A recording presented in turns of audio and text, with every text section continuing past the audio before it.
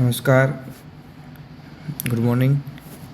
અત્યારે ઘણા બધા વિદ્યાર્થીઓનો પ્રશ્ન હોય છે કે એક્ઝામ એપ્રિલમાં આવવાની હતી. આની પહેલાંનું જે NCSMનું આવેલું હતું જે ગેજેટ, એમાં દર વખતે એપ્રિલમાં એક્ઝામ APGT કન્ડક્ટ થશે એવું એ લોકોએ મેન્શન કરેલું. ત્યારબાદ જે 2024ની એક્ઝામ લેવાની ત્યારે પણ ઘણા બધા વિદ્યાર્થીઓએ અમને એલિજિબલ કરી દો એવી બધી પોતાની માંગણી કરી હતી. પણ જેમ છતાં ત્યારે NCSએ ફરી એકવાર કોટ કરી અને એવું લખેલું કે તમારી એક્ઝામ નેક્સ્ટ વર્ષની એક્ઝામ એપ્રિલમાં લેવાશે. This is not far away એવું એ લોકોએ લખીને મેન્શન કરેલું. તો હવે બધાને પ્રશ્ન થાય છે, ઘણા બધા વિદ્યાર્થીઓ પ્રશ્ન કરે છે કે અને કન્ફ્યુઝનમાં રહે છે કે અમારી એક્ઝામ એપ્રિલમાં હશે કે ક્યારે હશે. હવે એપ્રિલ તો વયો ગયો, તો મેમાં થશે કે જૂનમાં થશે કે શું થશે એમ. તો મારું એટલું જ કહેવાનું છે કે યુટ્યુબમાં પણ ઘણા બધા અલગ અલગ પ્રકારની બધી અફવા ફેલાવવાવાળા લોકો અને ઘણી બધી ચેનલમાંથી બધી વસ્તુ બોલવાવાળા લોકો પણ હશે અને ઘણા બધા વિડીયો પણ પ્રસારિત થયા છે.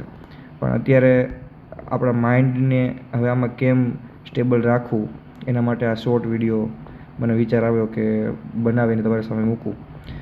એપ્રિલ ગયો, મે આવશે, મે આવી જશે, હમણાં જૂન જશે.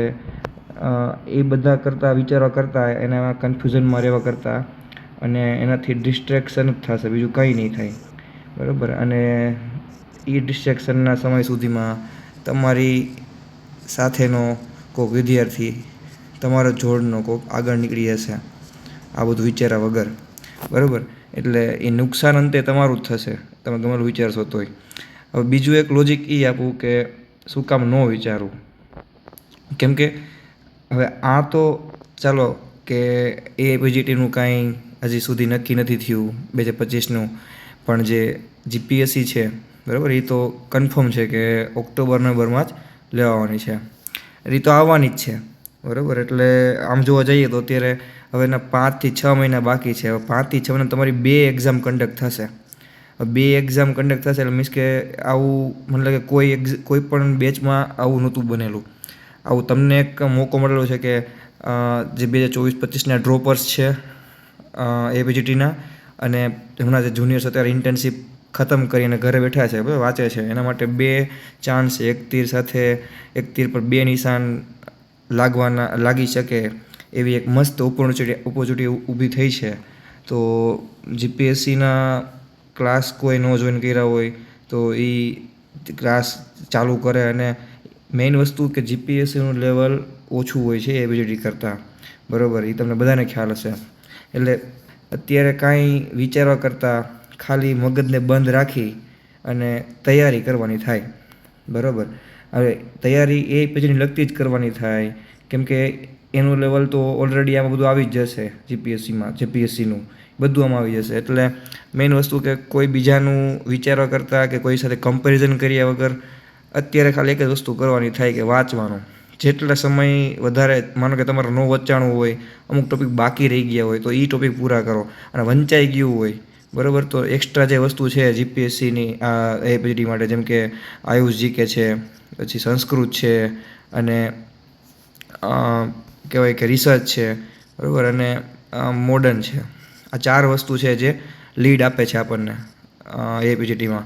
એની પર ફોકસ કરો અને રોજનો જે સમય હોય એ સમયને આ રીતે કંઈક ડિવાઈડ કરો. ત્યારે માનો કે માની લ્યો કે 2 મહિના બાકી છે એક્ઝામના APGTના, બરાબર. તો તમારે હવે માનો કે 70% વસ્તુ થઈ છે અને 30% જે બાકી તમને લાગે છે બાકી છે, તો દિવસની મેક્ઝિમમ 12 થી 15 કલાક માની લ્યો, તો એનો 60% સમય છે ને તમારે સંહિતા રિલેટેડ વસ્તુમાં જ કાઢવાનો, બરાબર. એમાં તમે જે વાંચતા હોય સંહિતા રિલેટેડ વસ્તુ કાઢવાનો.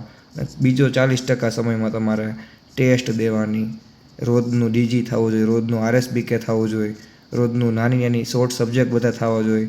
એટલે આ રીતના બધી વસ્તુ.